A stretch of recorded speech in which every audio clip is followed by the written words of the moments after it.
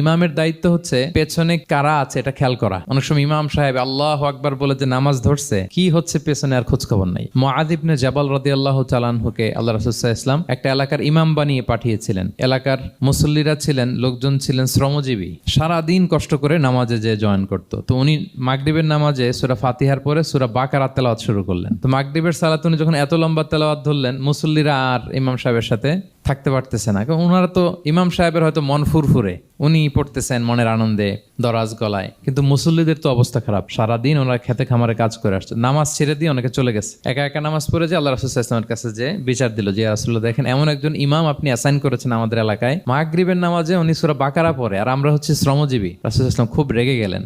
মুআয ইবনে জাবালকে ডেকে বললেন, তুমি কি সমাজে ফিতনা ছড়াচ্ছ? তুমি জানো না এরা কারা? তোমার কি সূরা ওয়াদ-দুহা ওয়াল-লাইলি ইযা সাজা মুখস্থ নাই? তোমার কি ওয়াশ-শামসি ওয়া দুহাহা এটা মুখস্থ নাই? তোমার কি সাব্বিহ ইসমা রাব্বিকাল আ'লা এই সূরাগুলো